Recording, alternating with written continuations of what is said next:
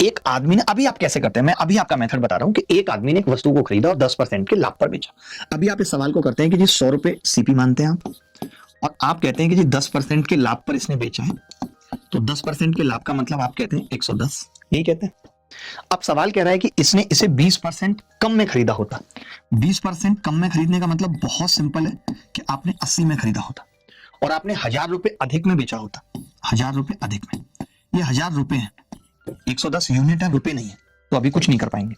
तो आपने कहा उसे 40% का लाभ होता। अब 80 का 40% कितना होगा, ये भी आप आसानी से निकाल सकते हैं, 8 चौक 32, यानी आप 112 में बेच रहे हैं। अब आपको समझ में आया कि जी जो चीज मैं पहले 110 में बेच रहा था अब 112 में बेच रहा हूं, यानी कितना ज्यादा है, तो आप कहेंगे जी 2 ज्यादा है। 2 की वैल्यू 1000 रुपए है। अगर 2 की वैल्यू 1000 रुपए है, इसका मतलब है 1 की वैल्यू है 500। हमसे सीपी पूछ रहा है, सीपी यानी 100 की वैल्यू पूछ रहा है, 500 से गुणा करूंगा 50,000 उत्तर आ जाएगा। आप कहेंगे जी आप क्या बताना चाहते हैं इसमें, मैं इसे आसान करना चाहता हूं। इतना आसान कर दूंगा कि आगे आने वाले सवालों का आप गला घोट देंगे, उनकी आत्मा कचोट देंगे। मजा ना आए इस बात की गारंटी है, हो ही नहीं सकता कि मजा ना आए, ठीक है। अच्छा, मैं कैसे बताना चाह रहा हूं वो समझना, क्योंकि मैं इस आसान सवाल में ही आपको ये बात समझाना चाहूंगा ताकि आप आगे के सवालों में अपने आप लगा पाए और आप देख पाए कि नहीं नहीं नहीं यार, ये चीज तो ज्यादा आसान कर रही है। देखना जरा, मैं ना ये 110 नहीं लिख रहा हूं, इसकी कोई जरूरत नहीं है मेरे हिसाब से।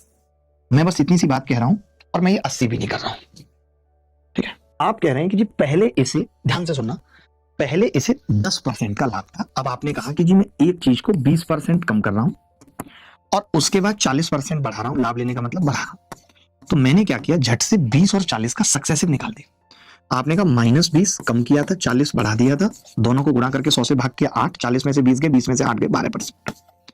मुझे ये पता लग गया कि जो ये 20 और 40 है ये कुछ भी नहीं है, इस पूरे को मैं कह सकता हूं कि जी 12% का फायदा होगा। इस हिसाब से जहां पहले 10 का हो रहा था वहां 20 कम करके 40 बढ़ाऊंगा तो 12 का होगा, यानी मैं सीधे इन दोनों का कंपैरिजन करूं, इसका मतलब 2% बढ़ जाएगा, और 2% बढ़ने का मतलब सवाल में 1000 रुपए दे रखा है। तो मैंने कहा 50 से गुणा किया तो 100% कितना आ गया, 50,000।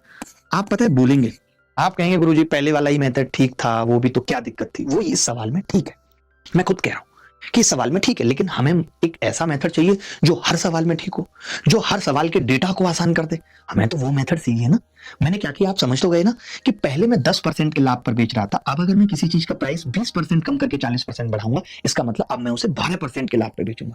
ये 12 में ओरल निकाल सकता हूं। अब कैसे, 10 और 12 यानी 2% 1000 है, 100% 50,000 हो।